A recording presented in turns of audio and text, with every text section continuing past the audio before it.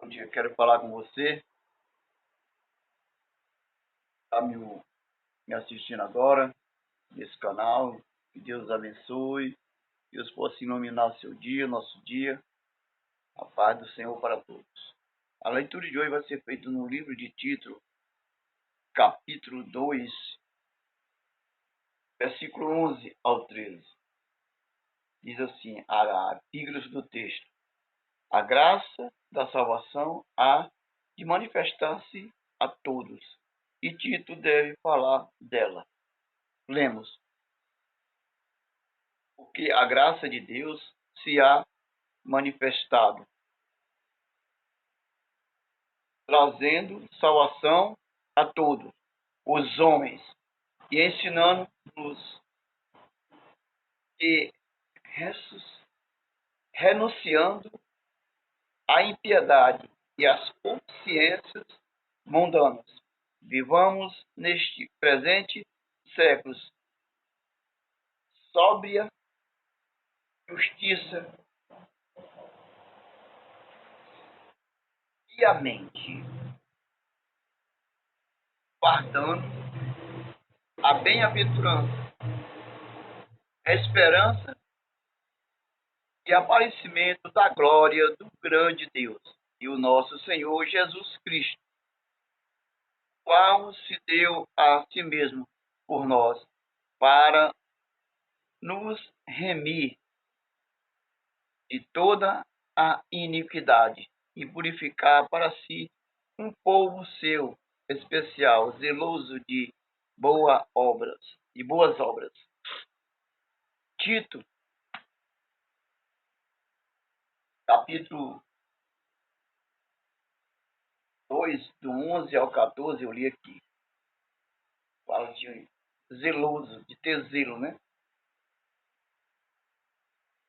1 Coríntios, capítulo 8, versículo 1, a parte B diz assim: todos temos ciência, a ciência incha, mas o amor edifica. Gente, é forte quando diz que a ciência incha, porque tem muitas pessoas ensinando, somente ele sabe das coisas. A palavra de Deus, ela nos orienta que nós devemos ensinar como um bom cristão aquilo que sabemos e não se achar melhor do que os que nós estamos ensinando. Mas ser uma pessoa justa, amorosa, piedosa, usar de misericórdia com as pessoas, de piedade, porque muitas vezes a gente vê muitos professores se inchando. Eu sou, pela misericórdia de Deus, eu sou professor, me chamaram e tal, ele fica orgulhoso. Se denomina pastores, né? Quer dizer, vocês que o apóstolo Paulo aqui, olhando para a reflexão de hoje, o apóstolo Paulo aqui, o que ele diz aqui? Também faz referência ao livro de Números, capítulo 27 ao 12, que faz referência sobre a falta de paciência de Moisés. Moisés, ele sabia, estava sobre a ordenança de Deus, sobre a direção de Deus. Ele sabia que ele já tinha abrido o Mar Vermelho, o Senhor abriu o Mar Vermelho. Muitos dizem que ele tocou nas águas, o mar se abriu de lá para cá. Não foi onde Moisés estava, não. Ele tocou nas águas do lado de cá, ele veio se abrindo do lado de cá. Quando chegou aqui, a terra estava seca. Ele vem de cima para baixo. Lembra quando o Senhor expirou, Jesus expirou na cruz do Calvário? O véu se rasgou de cima para baixo, está na palavra de Deus. Está na palavra. O véu se abriu de cima para baixo. Assim o mar também se abriu. Os estudiosos, os judeus, eles sabem explicar isso bem direito. Você pode ir em Jerusalém, a gente viu essa reportagem, que o mar se abriu de lá para cá. O ponto de Moisés não foi abrindo daqui para lá, não. Ele veio se abrindo de lá para cá. Daqui para lá, da mesma forma que ele abriu, ele se fechou de lá para cá. Se fechou por quê?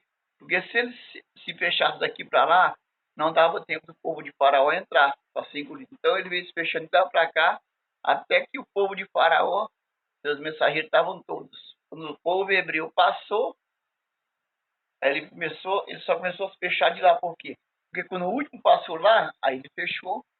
Depois que o último passou lá, aí Miriam já estava tocando pandeiro e tal. Aí ele vem fechando de lá para cá e pega de surpresa o Faraó e seus cavaleiros. Então vamos ver aqui a mensagem de Paulo. E Moisés, no deserto, ele está aqui no livro de Números, capítulo 27 ao 12. O pessoal murmurava e reclamava, poxa, sede, muita sede. Aí o Senhor tocou, Moisés chamou os anciões, aí vai com os anciões ali em cima. Aí toca na rocha. Fala a rocha. O Senhor manda, fala a rocha. Aí Moisés, indignado, tacou, foi 2 bordoadas com seu cajado. Aí espirrou água lá, aqui. Fez mananciais ali. Deu água para todo mundo, para os animais. Aí por isso ele foi punido também, o Senhor deu a punição dele, conforme as suas ações. Ele não entrou na terra de Canaã. Entrou Josué e Caleb daquela turma. Só Josué e Caleb daquela turma. Aqueles valentes morreram quase todos. Somente os filhos deles entraram, mas dos mais velhos, os valentes, só Caleb e Josué. Vamos ler aqui o que o apóstolo Paulo fala. Que faz referência ao apóstolo Paulo. O apóstolo Paulo faz oportuna recomendação a Tito, orientando-o para que ensine não somente homens e as senhoras, idosos, mas também os jovens, a fim de que tenham um procedimento digno de cristão. Excelente conselho. Viver permanentemente aprendendo e aprendendo é qualidade de quem é maduro, prudente, sábio.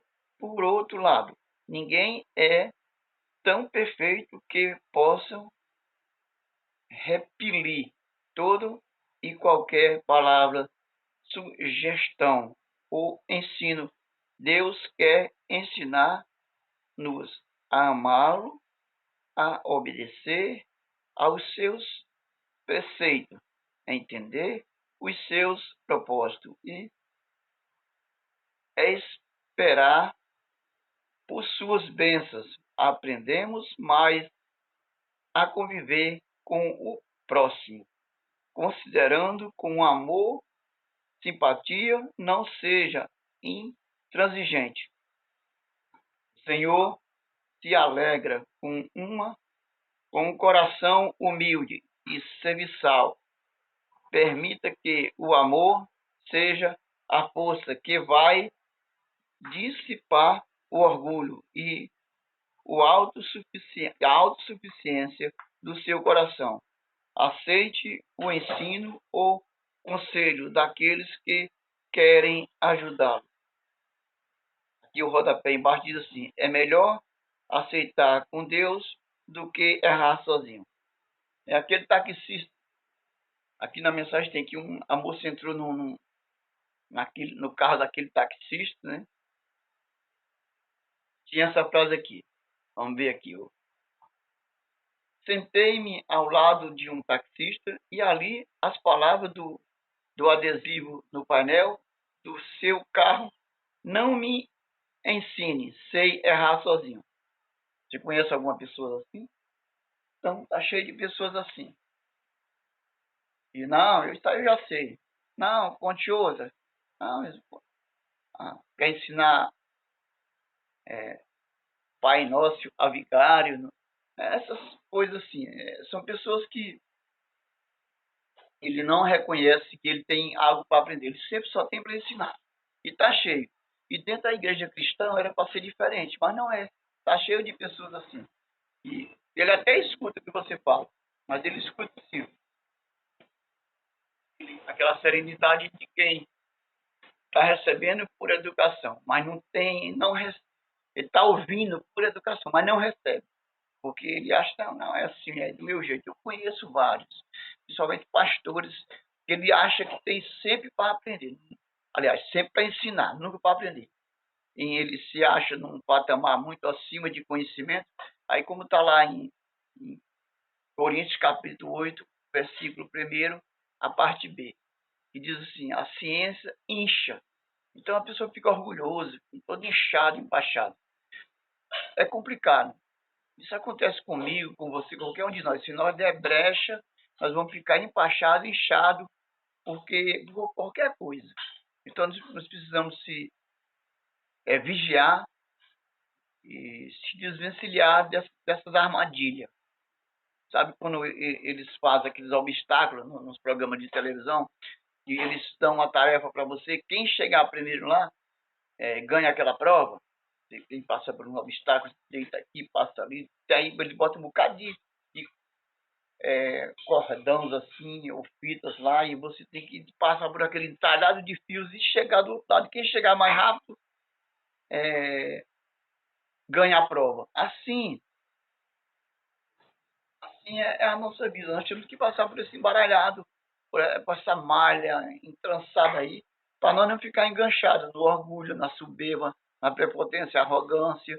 Nós temos que saber que tem várias armadilhas e nós temos que se livrar dessas armadilhas, porque não é fácil, irmão. Não é fácil você viver uma vida em Cristo Jesus sem não passar por armadilha. E é uma das grandes armadilhas que tem na nossa vida, é a soberba, o orgulho. Achar que já sabemos tudo, já sabemos tudo. Isso é perigoso. Então eu quero dizer para vocês, pede pela graça de Deus, pela salvação, pela santa glória do grande Deus naquele dia. Para ter a sua salvação, tem que viver uma vida aqui sendo transformado de dentro para fora. Para que quando a glória de Deus vier, você não ficar igual aquele pessoal que estava no Titanic. Uns querendo pular por cima dos outros. E outros, no filme, teve um que puxou até um revólver tirando. Pá, pá, pá. Parece que primeiro tinha que salvar os que tinham dinheiro. E os mais fraquinhos morressem ali. Ali não tinha cor de pele, não tinha poder aquisitivo financeiro, idade. Não. O certo é primeiro as crianças, depois os idosos e as crianças, depois vai pelos mais velhos e por último os jovens. Então aquele filme ele ilustra um pouco o que é o egoísmo ali. Ele quebrou todo o protocolo, era puxou até uma arma. Quem tinha dinheiro ali se achava muito acima dos outros. E aqui não, pá, pá, pá, atirando. Então as pessoas estão a ponto de matar por causa do egoísmo, por inchado, empachado. E dentro das igrejas é do mesmo jeito. A gente precisa que esse recado chegue a você e saiba que você, pastor, missionário, dirigente de congregação, se Deus lhe deu uma responsabilidade, Deus lhe deu um fardo, leve o seu fardo sem murmurar, sem reclamar, não faça como Moisés. E também não queira se achar o melhor, não. Seja um serviçal. Um serviçal para servir. Você está ali para servir, não para ser servido. Você, líder de igreja, tem que se sentir serviçal. E seja o menor, não queira ser o maior. Para você ter autoridade sobre aqueles, você tem que mostrar amor, entendeu? Piedade, compaixão das pessoas, e ser um serviente ali, e as pessoas te achar uma pessoa do bem. Aí, bom não, que bom só Jesus, só o Senhor. Mas você pode ser imitador dele. Que Deus abençoe, faça seu serviço com excelência, com presteza, sem egoísmo, sem se inchar, sem orgulho. E saiba que tudo que você fez, você não fez mais do que seu dever como cristão. Que Deus abençoe, que a graça e o grande amor de Deus e as consolações do Espírito Santo repousem sobre cada um de nós, hoje e sempre. Quem crê nessa palavra, diga amém. Glória a Deus. Inscreva neste canal, ajude o irmão.